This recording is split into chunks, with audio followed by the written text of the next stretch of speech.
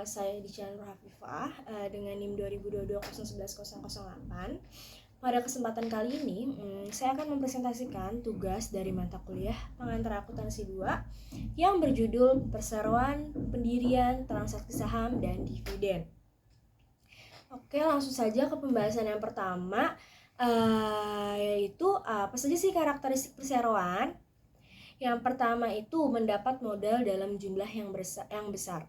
Kenapa demikian? Karena perseroan dapat menjual kepemilikan yang disebut sebagai saham. Nah, nanti saham ini akan diperjualbelikan. Lalu yang kedua, menjual belikan saham tanpa mempengaruhi kegiatan operasi. Nah, pada karakteristik ini, perseroan itu dibagi menjadi dua, yaitu perseroan terbuka dan perseroan terbatas. Perseroan terbuka itu adalah perseroan yang diperjualbelikan secara terbuka. Sedangkan perseroan tertutup itu perseroan yang diperjualbelikan secara tertutup. Lalu, pemegang saham perseroan memiliki liabilitas yang terbatas. Nah, kenapa demikian? Itu karena kreditor perseroan itu biasanya tidak diperkenankan untuk mengambil alih aset perusahaan dalam memenuhi klaim mereka. Dengan demikian, kerugian keuangan yang diderita pemegang saham terbatas pada jumlah investasinya. Lalu yang keempat, perusahaan perseroan terdapat dewan direksi. Nah, yang dimana dewan direksi ini tuh ditugaskan untuk membantu pemegang saham dalam mengendalikan perseroan. Selanjutnya, struktur organisasi perseroan.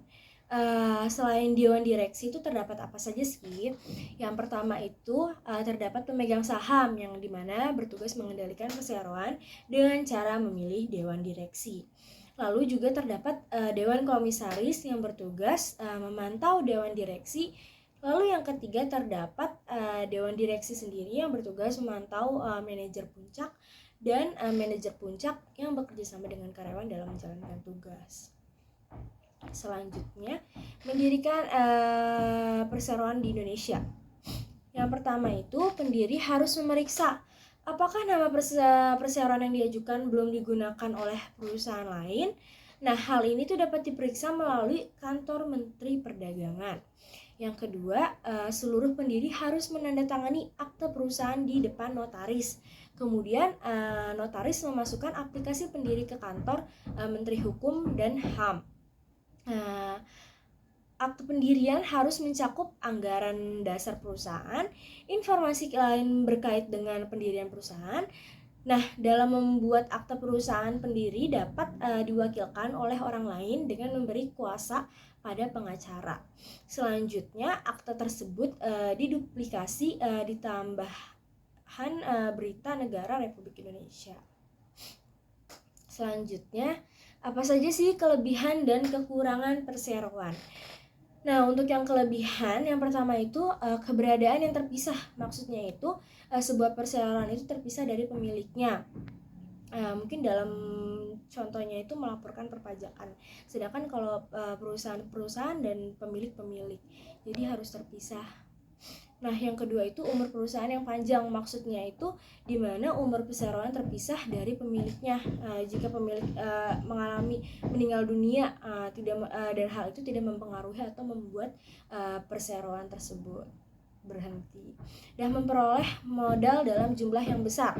Dalam perseroan dapat memiliki modal yang besar karena didapat dari para pemegang saham. Yang keempat, kepemilikan mudah dipindahkan. Karena itu pemegang saham dari perseroan terbuka dapat mengalihkan saham mereka kepada pemegang saham lainnya melalui pasar saham seperti Bursa Efek Indonesia. Lalu untuk kekurangan, yang pertama kepemilikan terpisah dari manajemen, yang dimana pemegang saham mengendalikan manajemen melalui dewan direksi.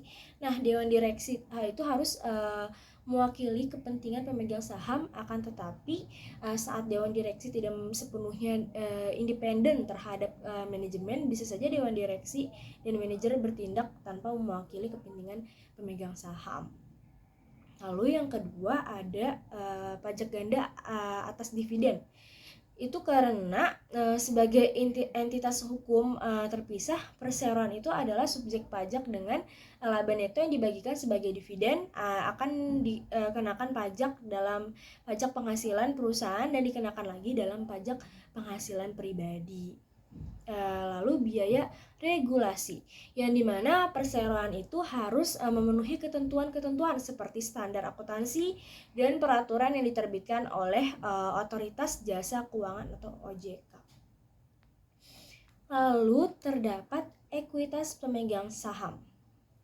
Dalam laporan posisi keuangan perseroan, pembagian ekuitas pemegang saham melaporkan jumlah masing-masing dari dua sumber utama ekuitas pemegang saham.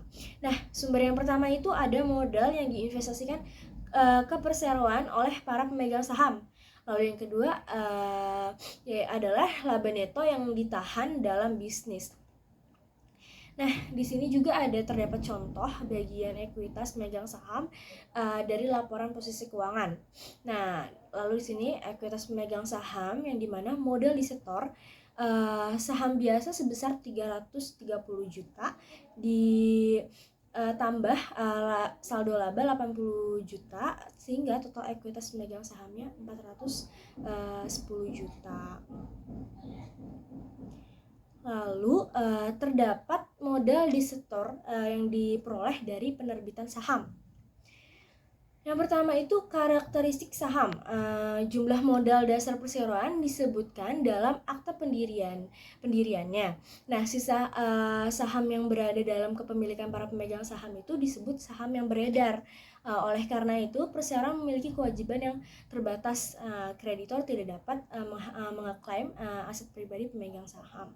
Lalu yang kedua ada kelas saham. Bila hanya ada satu jenis saham yang diterbitkan, saham ini disebut sebagai saham biasa.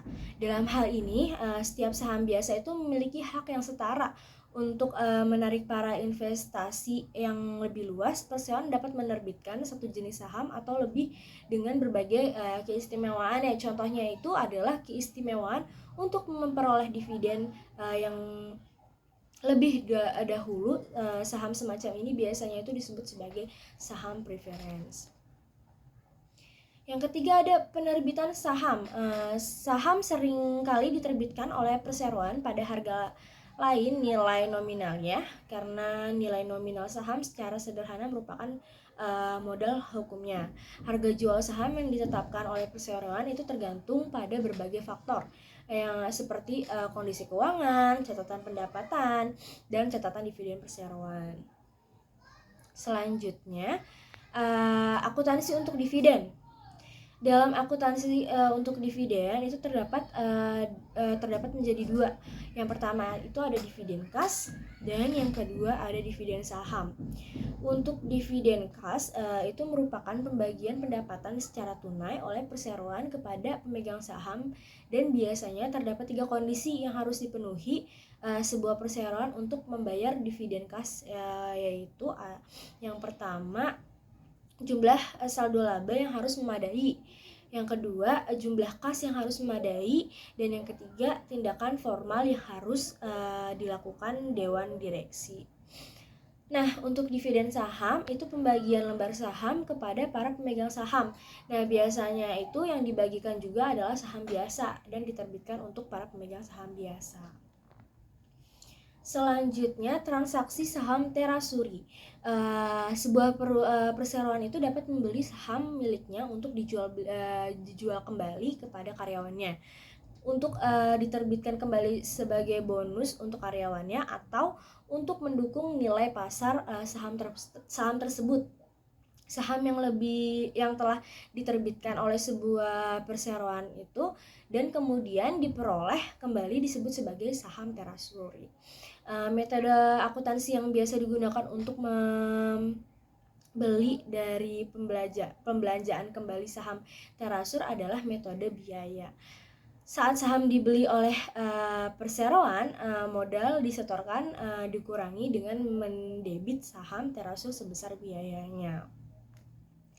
Dan untuk pembahasan yang terakhir itu terdapat pemecahan saham. perseroan mengurangi nilai pari atau nilai yang tertera dari saham biasa dan menerbitkan sejumlah tambahan saham secara proporsional. Saat hal ini dilakukan, perseroan itu dinyatakan memecah saham mereka dan memprosesnya disebut pemecahan saham. Saat saham dipecah, pengurangan nilai pari dan nilai yang tertera mempengaruhi seluruh saham, termasuk saham yang belum diterbitkan, dan saham terasuri. Tujuan utama dari pemecahan saham sendiri itu adalah untuk menurunkan nilai pasar per lembar sahamnya. Nah, hal ini harus lebih menarik minat investor untuk memasuki pasar saham dan memperluas jenis dan jumlah pemegang saham, seperti itu. Sekian presentasi dari saya, kurang lebihnya mohon maaf. Assalamualaikum warahmatullahi wabarakatuh.